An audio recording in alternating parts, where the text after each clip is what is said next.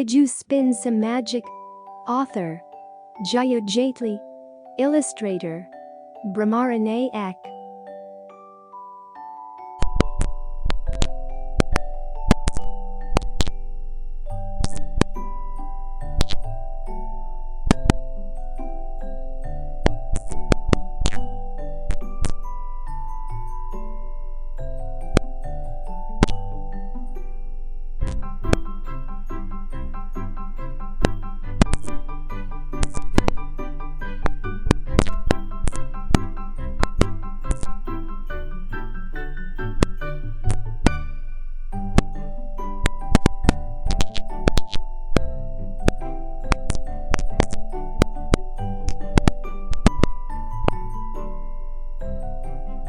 Biju, like most of the children in his village, did not go to school.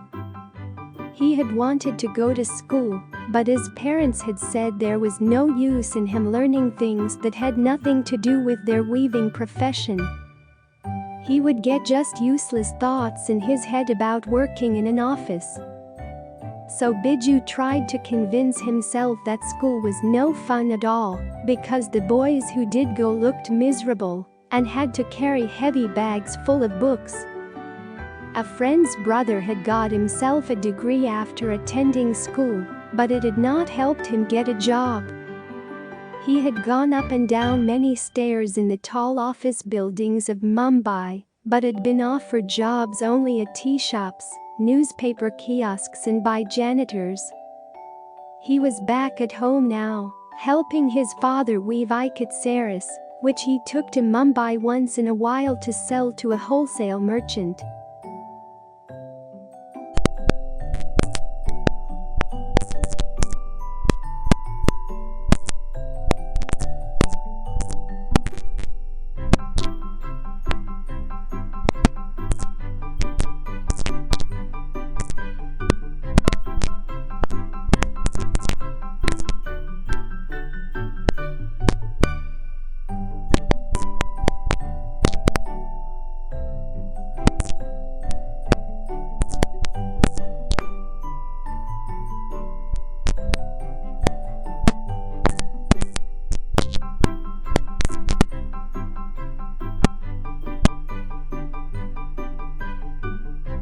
Biju would almost get hypnotized as he watched Bapa fling the long bobbin back and forth between the threads. He would tighten the portion that was already woven with a metal comb and look constantly at the pattern as it emerged on the other side to make sure there were no flaws. The bobbin would move back and forth, until a wonderful ikat pattern came alive, the main body of the sari, with the shimmering borders on both sides and an elaborate pallab at one end. With his mother and sisters, Biju would roll and press the finished cloth till it became a tight little package to be opened only to display to a customer. Biju always wondered why Ma never wore these beautiful saris. Every year, she bought 2 cotton saris printed in the big city mills for Dussehra and never showed any interest in the saris Bapa created for women who lived in faraway cities. He had once asked her, "Ma, why don't you wear the silk saris that Bapa weaves?" Ma had smiled. "I can only do that if you or your father becomes a rich man." The train journey was thrilling but a bit scary. Biju had to sleep leaning against his father's arm all night, as there was hardly any space in the compartment. "It will be more comfortable on the way back," his father assured him. "We can buy tickets for the reserved seats when we have a little money with us, after the saris are sold." Biju did not say anything. He was tired and excited and nervous and hungry all at the same time. Every time Bapa stepped out of the train compartment at a station where the train stopped, he would warn Biju about the bundles. "Sit on them, lie on them, rest your head on them, but do not take your eyes off them for even a minute. Someone may take them away and then all will be lost for us." Biju felt very important guarding the bundles, but he was terrified that the train would leave before Bapa returned. What would he do then? It was only after his father, carrying some hot oily pakoras and culleds of tea for them, returned to the compartment, usually after the train had started moving, that Biju's heart would start beating normally again. So most of the time Biju pretended that he wasn't hungry and didn't want anything to eat or drink. When they arrived in Delhi, his father carried the bundles, while Biju took charge of their canvas bag. It was not very heavy as it contained only one set of clean clothes for each of them, neem twigs for cleaning their teeth, 2 small gamchas to use as towels, scarves, head cloths or handkerchiefs, and an old address book. Bapa also always put in a small bunch of cotton and a hand spindle to spin some yarn in case they had to wait anywhere for a while. It was good to be occupied and not waste time doing nothing, Bapa always said. They took an auto rickshaw to where Bibani Prasid Mer, Bapa's younger brother, lived. This was on a crowded street next to an area called Malviyanagar. Some of the lampposts gave out more light than they had in their entire village, thought Biju. The beautiful shops with large windows displayed sequined saris, shiny scarves, refrigerators, televisions and all sorts of other box-shaped things that Biju had never seen before. A television in a shop was turned on. Biju recognized Amitabh Bachchan, the famous actor whose hairstyle was copied by all the older boys in his village. Next to that shop was a stall where skewered tandoori chickens like little shrunken people hung from a wire. They looked a sorry sight, but they smelled good.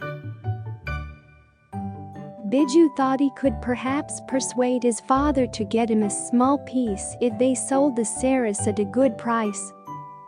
Beside the chicken stall was the mechanic's shop, which belonged to Bibani Dada. Bapa said they were lucky to be able to share his little room above it while they were in Delhi.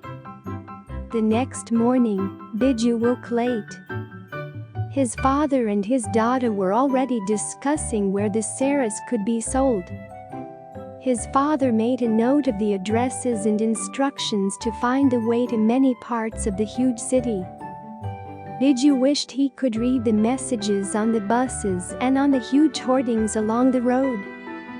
They got onto a bus. His father was lost in his own thoughts and did not seem to notice anything around him.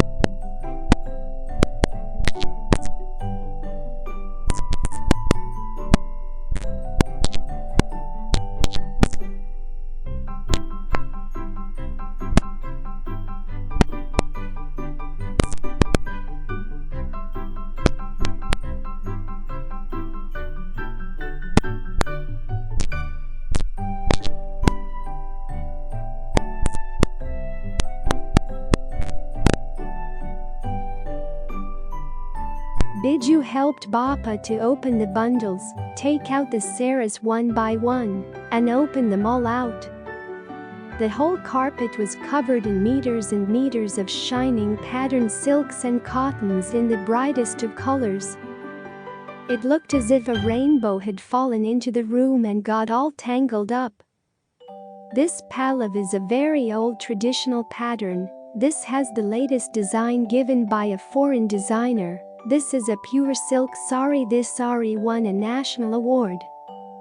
Bapa tried to make the lady see each sari as special. He showed him all sorts of games on the computer, which looked like a mini television set he had seen in the shop window at Malvianagar. Bubbles let Biju ring the bell of his cycle, but did not let him ride it. All the toys had some mechanical or electronic operating switch. Since Biju's home had no electricity, he could not manage them very well. Biju wondered what kind of world he had entered. He was also puzzled that a boy who had so many playthings still wanted to play with him. Biju didn't know what he could do and how to play properly with Bubbles. He felt shy, clumsy and a little silly. Suddenly, in one corner, he saw a spinning wheel. Now that looked familiar. Here was something he could work very well, just like his mother and sisters. When Bubbles saw Biju looking at the spinning wheel, he turned it round and asked, "Do you know how to use this? My uncle brought it from an exhibition at Red Fort. He gave it to me to play with, but I don't know what to do with it." Biju's shyness and wonder left him. He put on a serious and important air. "This is a charkha. Do you have some cotton?" he asked. Bubbles did not. Biju went back to his father and dug deep into the bag lying beside him. Biju went back to the big sitting room. His father was smiling. The lady was smiling. Many saris were out of the bundle and lying beside the lady on the sofa. A wad of money lay beside Biju's father, waiting to be wrapped in his small handkerchief. "Mummy, Mummy, this boy taught me magic," Bubbles shouted. "He put cotton fluff into that toy Uncle Gobbin gave me and made long strings come out from the other end." His mother laughed and said, "Well, naturally. His papa is a Jadigar too, a magician weaving so many beautiful saris for me to show off this winter. No one else will have any like these. When my friends ask me where I bought them, I shall name some big shop, so that they cannot get the same saris that I have." Biju's father looked modestly ahead at no one in particular and said, "Well, we learn from our fathers and pass on the knowledge to our sons." "And I passed it on to Bubbles Bias," said Biju shyly, politely calling his new friend an elder brother and sharing his father's enjoyment of the morning sale.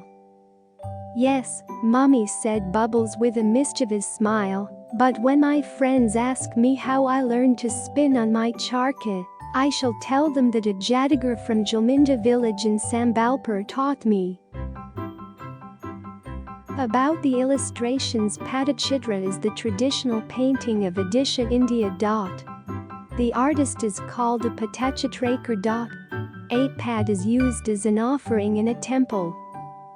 It is traditionally painted with stone colors, shell powder and organic lac on paper or cloth stiffened with tamarind seed and chalk powder.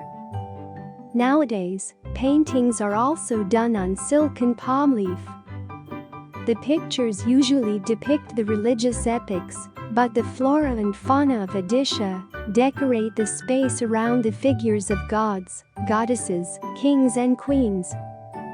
Dastkari Hat Samiti is a large organization of Indian craftspeople working to improve the social and economic status of people engaged in traditional handicraft skills. Local forms of painting and craftwork have been used to illustrate this series of 4 stories to encourage the sharing of varied cultural expressions. This work was made possible with the support of UNESCO, New Delhi.